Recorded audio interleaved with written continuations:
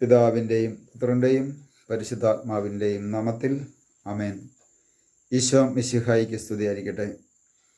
യേശുവിൽ സ്നേഹം നിറഞ്ഞ സഹോദരങ്ങളെ, എല്ലാവരെയും ദൈവവചന ധ്യാനത്തിലേക്ക് നമ്മുടെ കർത്താവായ യേശു ക്രിസ്തുവിൻ്റെ നാമത്തിൽ സ്വാഗതം ചെയ്യുന്നു.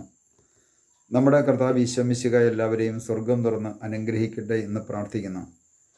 പ്രിയ സഹോദരങ്ങളെ, നമുക്ക് കർത്താവിൻ്റെ തിരുവചനം വീണ്ടും ധ്യാനിക്കാം. വിശുദ്ധ പൗലോസ് ഗലാത്യക്കാർക്ക് ലേഖനം 4-ാം അധ്യായത്തിൻ്റെ 7-ാം തിരുവചനത്തിൽ ഇപ്രകാരം പറയണം: ആകയാൽ ഇനിമേൽ ദാസനല്ല, പിന്നെയോ പുത്രനാണ്. പുത്രനെങ്കിൽ ദൈവഹിതമനുസരിച്ച് അവകാശിയുമാണ്. ഇവിടെ കർത്താവിൻ്റെ വചനം എത്രയോ വ്യക്തമായിട്ട് പറഞ്ഞു. ആകയാൽ ഇനിമേൽ നീ ദാസനല്ല. തിരുസഭ മക്കളെ, എന്നെ കേട്ടുകൊണ്ടിരിക്കുന്ന ദൈവമക്കളെ, നിങ്ങൾ ആരുടെയും ദാസനല്ല. നിങ്ങൾ ആരുടെയും ദാസനല്ല. ഈ സത്യമെന്ന് തിരിച്ചറിയണമേ. നമ്മൾ ആരുടെയും ദാസനല്ല. കാരണം നാം ദൈവത്തിൻ്റെ മക്കളാണ്. ആബാ പിതാവേ എന്ന് വിളിക്കുവാൻ തൻ്റെ പുത്രൻ്റെ ആത്മാവിനെ നമ്മളിലേക്ക് കുദാശകളിലൂടെ അവിടുന്ന് അയച്ചുകൊണ്ട് നമ്മളെ ഓരോരുത്തരും ദൈവത്തിൻ്റെ മകനും മകളുമായി അവിടുന്ന് സ്വീകരിച്ചപ്പോൾ നമ്മൾ തിരിച്ചറിയണം, ഇനിമേൽ ഞാൻ ദാസനല്ല, ഞാൻ ദൈവത്തിൻ്റെ മകനാണ്. എന്നെ ദൈവത്തിൻ്റെ മകനാക്കി മാറ്റിയത് മറ്റാരുമല്ല, ദൈവത്തിൻ്റെ പരിശുദ്ധാത്മാവാണ്. ഇതിൻ്റെ പിന്നിൽ ഈ കൂദാശകളിലൂടെയുള്ള ഓരോ പ്രവർത്തന മേഖലകളിലും പ്രവർത്തിച്ച ആൾ പരിശുദ്ധാത്മാവാണ്. സഭയ്ക്ക് രൂപം നൽകിയത് ദൈവത്തിൻ്റെ പരിശുദ്ധാത്മാവാണ്. സഭയെ നയിച്ചുകൊണ്ടിരിക്കുന്ന ദൈവത്തിൻ്റെ പരിശുദ്ധാത്മാവാണ്. സഭയിലെ പിതാക്കന്മാരിലൂടെ സംസാരിച്ചു കൊണ്ടിരിക്കുന്നതും ദൈവത്തിൻ്റെ പരിശുദ്ധാത്മാവാണ്. പിതാവായ ദൈവത്തിൻ്റെ എല്ലാവിധ കൃപകളും അനുഗ്രഹങ്ങളും, അതായത് പിതാവായ ദൈവത്തിലുണ്ടായിരുന്ന ആത്മീയ രഹസ്യങ്ങൾ, വെളിപ്പെടുത്തലുകൾ പുത്രനായ യേശു തൻ്റെ ശിഷ്യന്മാരിലൂടെ കൈമാറി, അത് പിതാക്കന്മാരിലൂടെ കൈമാറി, സഭയിലൂടെ കൈമാറി, അത് സഭയുടെ വിശുദ്ധ പാരമ്പര്യമായി, ആ വിശുദ്ധ അവസ്ഥകളായി ഇതെല്ലാം മാറ്റപ്പെട്ടുകൊണ്ടിരിക്കുകയാണ്. ഈ വലിയ രഹസ്യം നമ്മളിത് തിരിച്ചറിയണം. പിതാവായ ദൈവത്തിൽ നിന്നും പുത്രനായ യേശു ആ രഹസ്യം മുഴുവൻ തൻ്റെ ശിഷ്യന്മാരിലൂടെ കൈമാറുകയാണ്.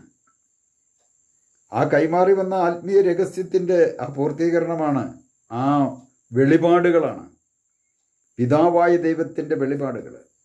പുത്രനായ യേശുവിലൂടെ തിരുസഭയ്ക്കിലൂടെ കൈമാറി, തൻ്റെ ശിഷ്യന്മാരുടെ തിരുസഭയിലൂടെ, പിതാക്കന്മാരിലൂടെ ആ രഹസ്യം വലിയൊരു രഹസ്യമായി, വിശുദ്ധ ഗ്രന്ഥമായി, കർത്താവിൻ്റെ വെളിപാടുകളെല്ലാം വലിയ ഒരു ഗ്രന്ഥമായി, വിശുദ്ധ ബൈബിളായി നമ്മുടെ കയ്യിലേക്ക് വന്നു. ഇതൊരു വലിയൊരു സത്യമാണ്. ഇവിടെ അതുകൊണ്ട് ദൈവത്തിൻ്റെ പരിശുദ്ധാത്മാവ് പറയുകയാണ്, ഇനിമേൽ നിങ്ങൾ ദാസരല്ല. സഭയിലുള്ള ഒരു മക്കളും ദൈവത്തിൻ്റെ ദാസന്മാരാണ്. ഈ ഭൂമിയിലുള്ള ഒരു മനുഷ്യൻ്റെയും ദാസനല്ല, ദുഷ്ടശക്തികളുടെ ദാസനല്ല, ആരുടെയും ദാസനല്ല. ഞാൻ ദൈവത്തിൻ്റെ മകനാണ്. ഇന്ന് എത്ര പേർക്ക് പറയാൻ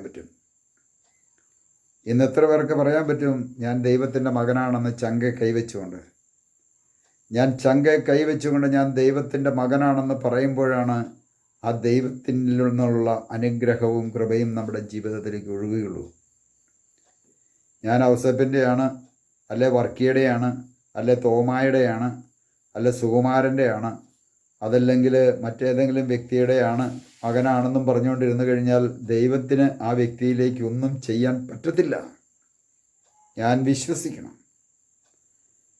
വിശ്വസിക്കണം ദൈവത്തിൻ്റെ മകനാണെന്ന്. ഇനി അതും മാത്രമല്ല, പറയുകയാണ് ദൈവത്തിൻ്റെ പുത്രനാണ്. പുത്രനെങ്കിൽ ദൈവഹിതമനുസരിച്ച്, ദൈവത്തിനൊരു ഹിതമുണ്ട്, ദൈവഹിതമനുസരിച്ച് അവകാശിയാണ്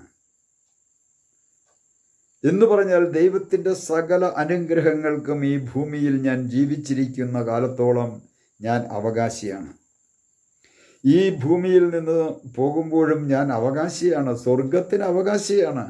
ദൈവത്തിൽ ഒന്നായി മാറ്റപ്പെടാനായിട്ടുള്ള അവകാശിയായി ഞാൻ മാറ്റപ്പെട്ടു കഴിഞ്ഞു.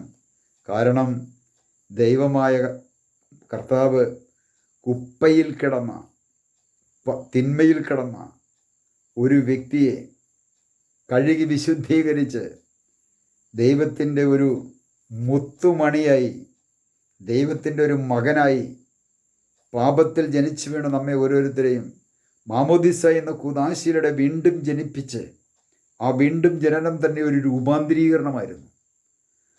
പാപത്തിൻ്റെ പിടി എന്ന് പറഞ്ഞാൽ പിശാചിൻ്റെ പിടിയിൽ നിന്നും, പിശാചിൻ്റെ ബന്ധനത്തിൽ നിന്നും നമ്മളെ രൂപാന്തരപ്പെടുത്തിക്കൊണ്ട് നമ്മുടെ ആത്മാവിനെ നിത്യരക്ഷയിലേക്ക് കൂട്ടിച്ചേർക്കുവാൻ വേണ്ടി ദൈവം ഉപയോഗിച്ചത് മറ്റാരെയുമല്ല, ദൈവത്തിൻ്റെ പരിശുദ്ധാത്മാവിനെയാണ്.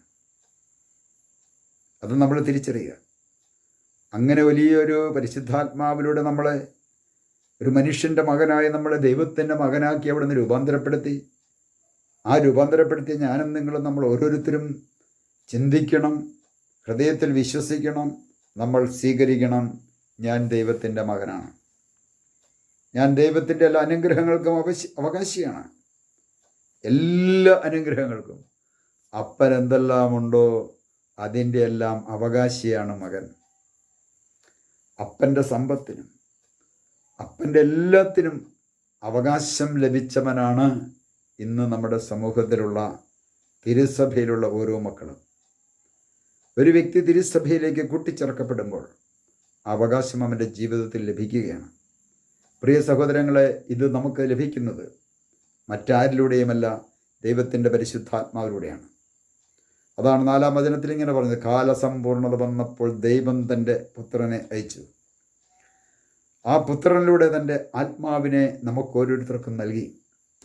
തിരുസഭയിൽ കൂദാശകളിലൂടെ ആ ആത്മാവിനെ നമുക്ക് നൽകി. ആ ആത്മാവിനെ വിശ്വാസത്തിലൂടെ നമ്മൾ സ്വീകരിക്കുന്നു. ആ ആത്മാവ് ഇന്ന് നമ്മളെ നയിച്ചുകൊണ്ടിരിക്കുന്നു. ഞാൻ വിശ്വസിച്ചാലും വിശ്വസിച്ചില്ലെങ്കിലും ദൈവം വിശ്വസ്തനാണ്. ദൈവം വീണ്ടും ജനിപ്പിച്ച് സ്വീകരിച്ച ആത്മാവാണ് നമ്മുടെ ഓരോരുത്തരുടെയും ആത്മാവ്. ആ ബോധ്യത്തിൽ നിന്നുകൊണ്ട് ഞാൻ ദൈവത്തിൻ്റെ മകനാണ്, അവിടുത്തെ ആത്മാവിനാൽ നയിക്കപ്പെടുന്ന ഒരു വ്യക്തിയാണ്, എല്ലാ അനുഗ്രഹങ്ങൾക്കും ഞാൻ അവകാശിയാണെന്നുള്ള ബോധ്യത്തോടെ നമുക്ക് ഈശോയോട് പ്രാർത്ഥിക്കാം. കർത്താവായ ഈശോയെ, അവിടുത്തെ തിരുവചനം ഞങ്ങൾ ഓർക്കുന്നു. അവിടുന്ന് ഞങ്ങളോട് പറയുകയായിരുന്നല്ലോ, ഇനിമേൽ നിങ്ങൾ ദാസനല്ല, പിന്നെയോ പുത്രനാണ്, പുത്രനെങ്കിൽ ദൈവഹിതമനുസരിച്ച് അവകാശിയാണെന്ന്.